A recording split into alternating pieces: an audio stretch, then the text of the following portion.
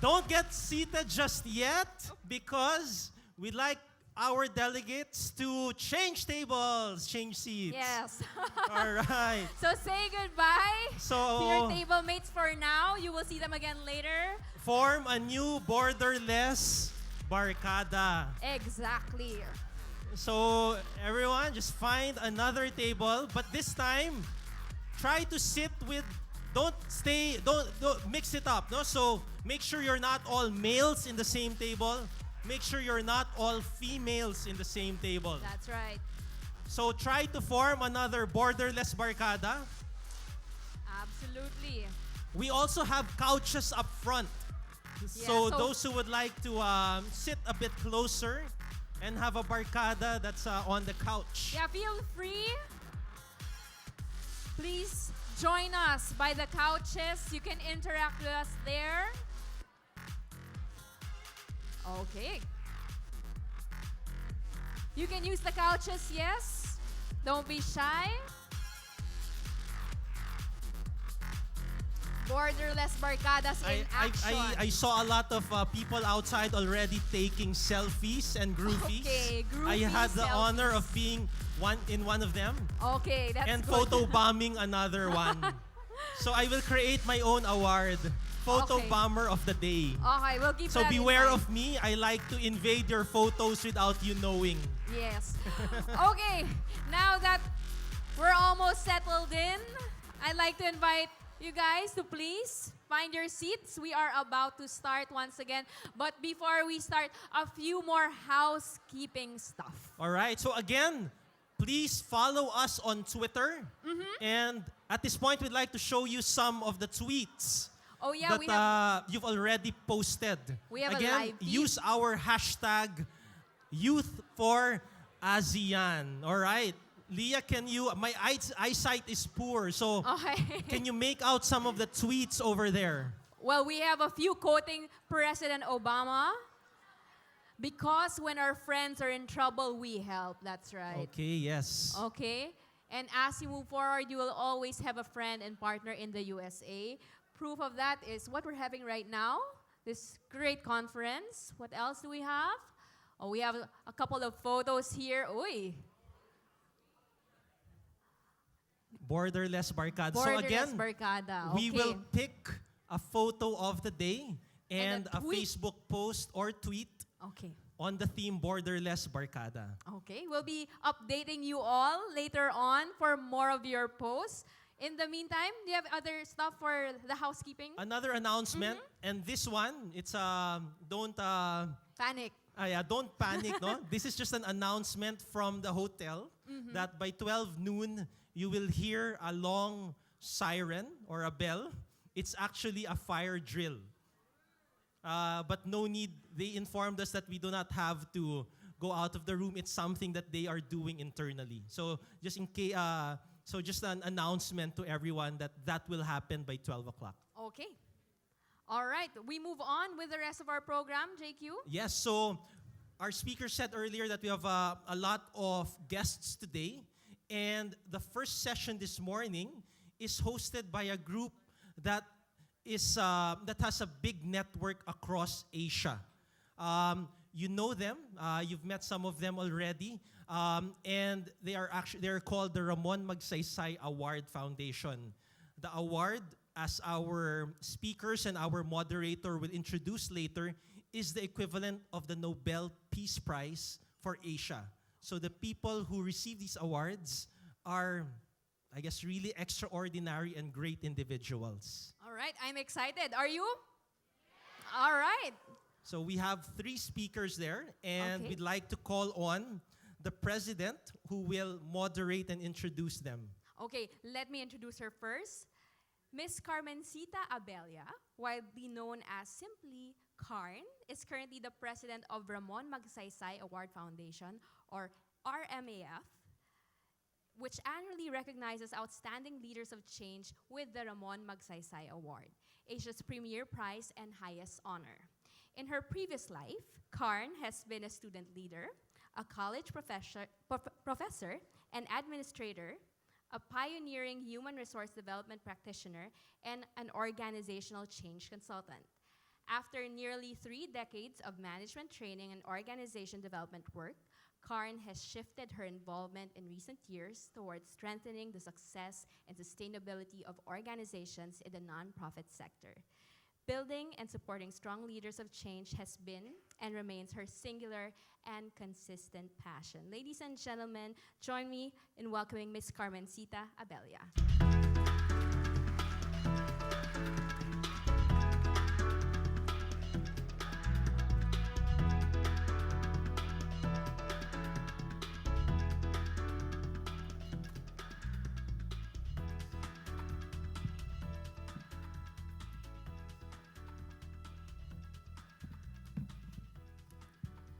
Deputy Assistant Secretary Susan Stevenson, distinguished guests, our esteemed Magsaysay laureates who are here today, ladies and gentlemen, and ASEAN's future leaders, good morning. Mabuhay, which is may you live and live fully. This year, the Ramon Magsaysay Award Foundation celebrates the 55th year of the Magsaysay Award, Asia's premier prize and highest honor. We are celebrating more than 5 decades of seeking, finding, and honoring outstanding women, men, and organizations who have quietly changed the history of their respective societies and of the region for the better through their greatness of spirit and innovative service to the peoples of Asia. Within the ASEAN region alone, 109 individuals and 16 organizations, including ASEAN itself as an organization, comprise the community of Magsaysay laureates who have addressed the many and complex challenges of building progress, peace, and cooperation in our part of the world. These are our ASEAN heroes of change. To date, a total of 306 leaders across 22 Asian countries have been singularly honored with the Ramon Magsaysay Award. Through these 300 or so leaders and their inspiring work, the Foundation is proud to show the world that Asia truly has a vast and rich reservoir of collective wisdom and successful practical solutions, born out of diverse efforts on many levels of its societies to improve the lives of its peoples, especially the poor and disadvantaged. This year, we also have launched the major programs of the Magsaysay Institute for Transformative Leadership, or MITL. MITL presents Asia as the hub of innovative development solutions. It is the Foundation's intensified effort to systematically help connect, sustain, and expand the reservoir of Magsaysay laureates' solutions so that more of Asia and the developing world can benefit from their successes. One of the MITL's priority programs will focus on the region's emerging youth leaders whose development as the next generation of transformative leaders in our region can be enhanced through internship with and mentoring by our own Magsaysay laureates. We recognize that emerging young leaders like you need to hear and learn from individuals whose sterling life work of selfless service and transformative leadership has made this world a better place so far.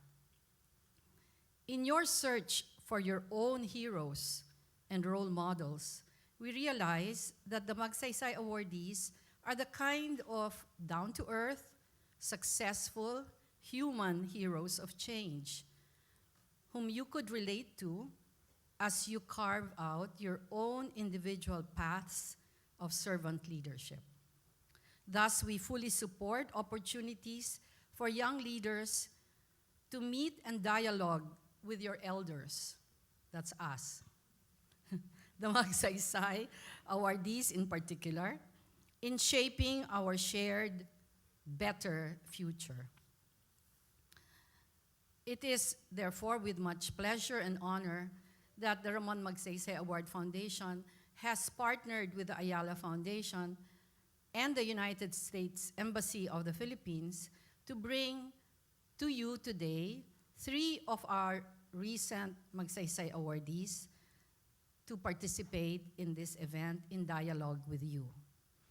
But before I introduce our awardees and proceed to the dialogue itself, we would first like to show you a very short video of what we do and who we are in the foundation and in the Magsaysay awardee community so that you can better appreciate the Magsaysay Award itself and our speakers this morning.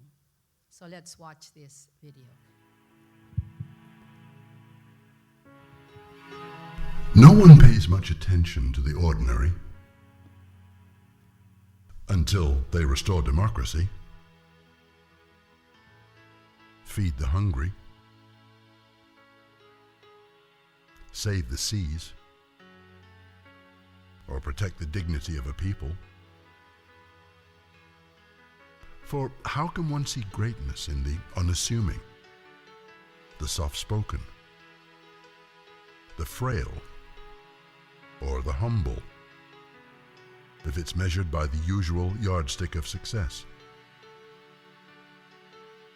The man whose name now bears Asia's most prestigious award seemed ordinary by all means, except that even as a mechanic, he already had the sense to improve the lives of his fellow men.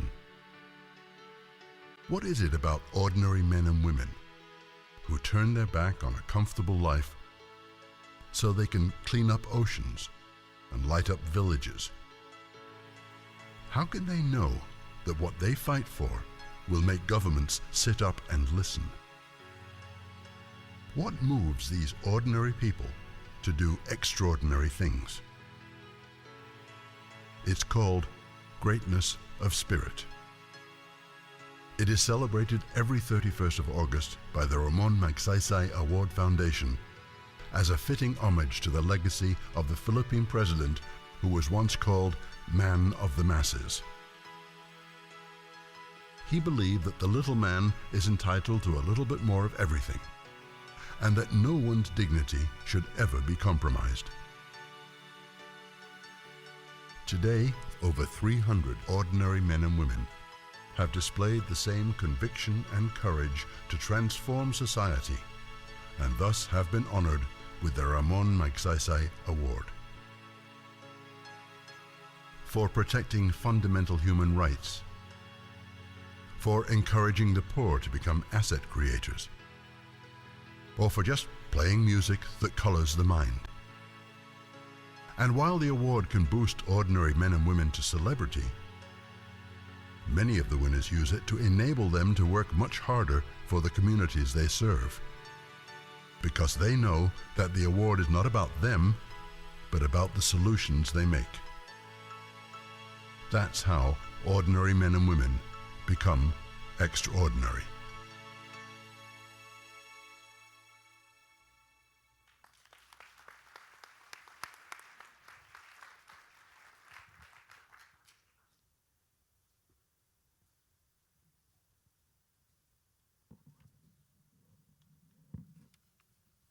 So, in case you don't know, we also are in the modern world. The foundation has a website that you can visit.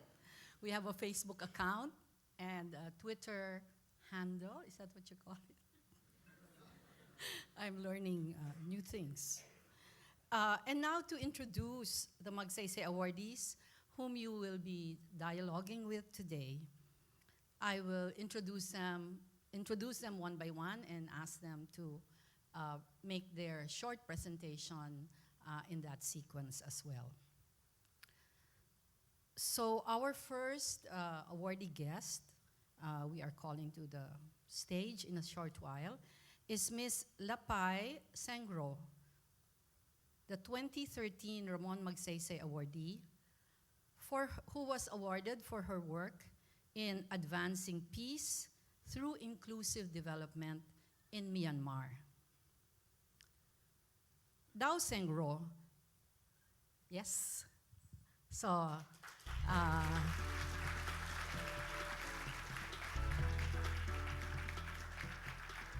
thank you, Dao Sengro. Dao Sengro is the pioneering founder of Meta Development Foundation, which is now Myanmar's largest NGO. Since 1997, Sengro has courageously pursued participative, community-based programs in agriculture, early childhood education, community-managed water, health, and sanitation systems.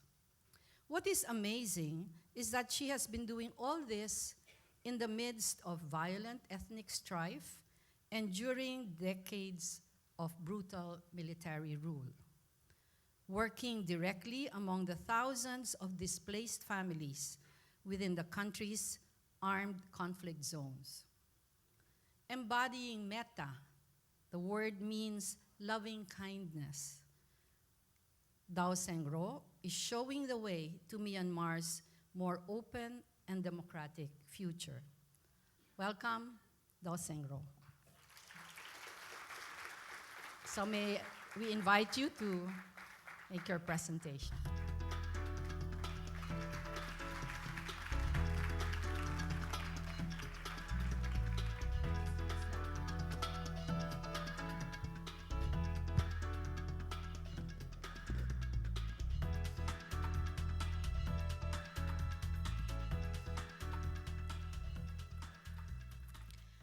Magandang umaga.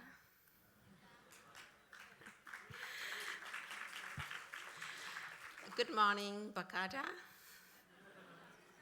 Alo Minglaba. I really appreciate the attention I have been getting since receiving the Ramon Magsaysay Award. I'm honored to have this opportunity to address such an important forum. We have opening speech by the President of the United States. And I really like the encouraging words by the Ambassador of the United States this morning, that the wall is small and that we are in this together, good things, bad things together. And I also would like to echo Mr. Ayala. He said something like, that we are unique, and each of us have to find our own path, and that we should follow our own path, however humbly, I would like to add, and that rather than that of the others, however successfully. It is also coming from the Hindi scripture. Brothers and sisters of the Philippines, you recently faced the most powerful tropical storm ever recorded to make landfall in your country.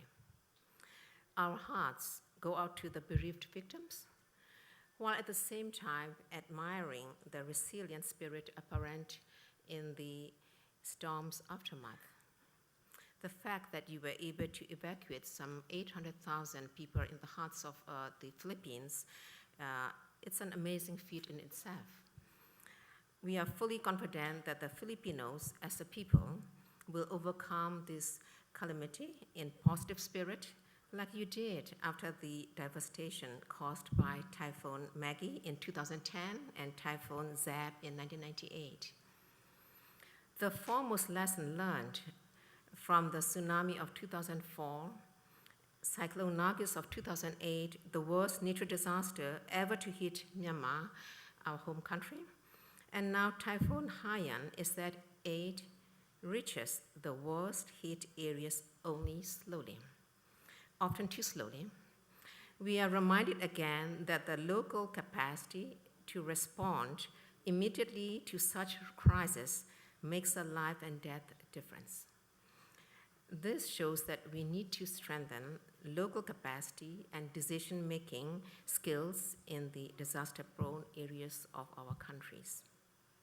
We hope that as you work to assist the 10 million who now need help, the affected population and their existing networks will be incorporated in the aid and rehabilitation efforts. It is said that Haiyan was not the result of climate change, but the typhoon's trend is a reminder of more disasters to come, as Time magazine's piece, "Is Haiyan the Future of Weather?" suggests. Scientists have been warning us that stronger storms will come if we cannot curb global warming because, as air temperatures increase, tropical storms potentially have more energy to draw upon, making them stronger and more deadly. I'm afraid that this is one of the greatest challenges your generation will have to deal with. My prayer for you is that you will develop greater emotional, social, and ecological intelligence in looking towards the future than the generations that came before you.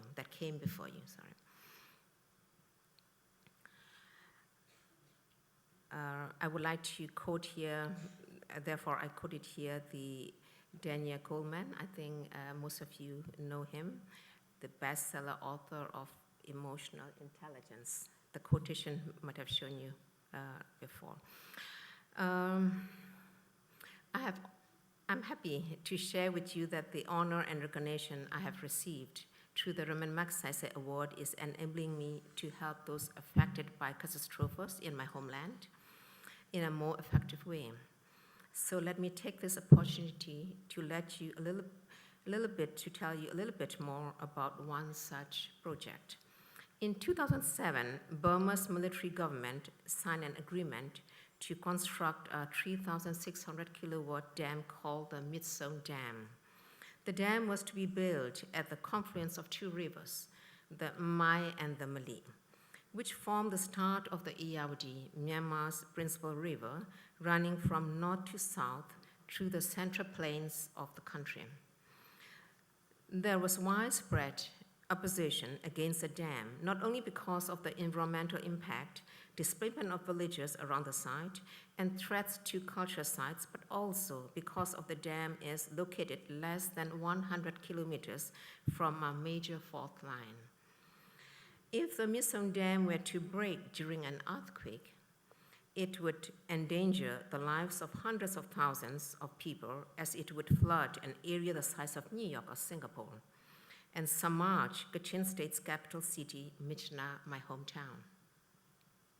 So I have decided to use the US $50,000 I received from the Raman Magsaysay Award as seed money to start projects that will help people from the 4 villages most affected by the dam project. The projects will involve providing education opportunities for the village children, a priority concern of the parents, and small-scale manageable livelihood skills for the parents so that they will be able to take care of the long-term education needs of their children. Our people have traditionally relied on the nature resources richly available in our state for their livelihoods and needs. And so our projects will be geared towards conserving these resources so that they will continue to enjoy and utilize these resources for generations to come.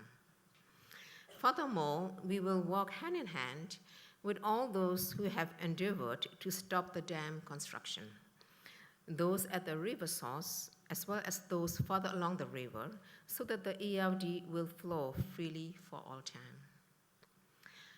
Asia is the largest continent in the world, and Myanmar is the largest country in mainland Southeast Asia. According to UNICEF statistics, 30% of the population is under 18. Male and female literacy rates are high. But in 2011, only now in 100 people had internet access, and just 3 in 100 owned mobile phones. Now this month, we are hosting the 27th Southeast Asian Games, and the installation of a fourth generation 4G mobile internet network is complete. According to the Philippine Sports Commission, some 200 Filipino athletes will compete. Apart from the Southeast Asian Games, Myanmar will also chair the Association of Southeast Asian Nations in 2014. I know some of you are upset not having your, how should I put it, the games that you are fully engaged, like ballroom dancing, softballs, and others, yeah? But I sincerely hope that you will enjoy the non-competitive game of Chenlong.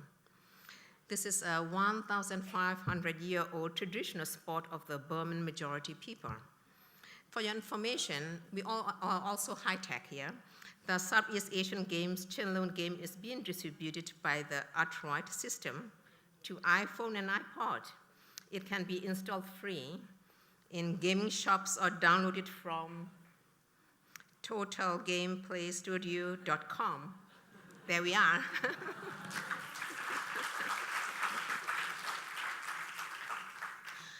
Things are moving rapidly from the initiation of reforms over the past 2 years under President U Thein Sein's nominal civilian government. As many of you are aware, successive governments that ruled the country since 1962 have consistently battled armed nationality groups in the ethnic areas in the borderlands. Despite a series of ceasefires over the last 20 years, armed conflict continues to this day, even as new rounds of ceasefire talks and some political reforms are being implemented. Because of our country's troubled past, I feel strongly that many of the current problems we face have to be addressed simultaneously. That is, all the root causes at the same time. Without resolving the underlying grievances, social problems like poverty, displacement, human, wildlife, and drug trafficking, opium cultivation, drug abuse and addiction, and forced prostitution will all continue. Myanmar is rich in natural resources such as petroleum, forests, fish, water, rice, copper, and silver, but yet it is still one of the least developed nations. Resolving the underlying political issues is intertwined with the process of economic growth, social progress, cultural development, protection of regional peace and stability. If Myanmar is able to accomplish this, it will become a proud member state in the region. There will then be no reason for Myanmar to be listed as the poorest of the poor. Just as the boundaries of Asia are culturally determined, so are Myanmar's ethnic states and regions. Like Asia, Myanmar has a rainbow of peoples within its regions with divergence of cultures, traditions,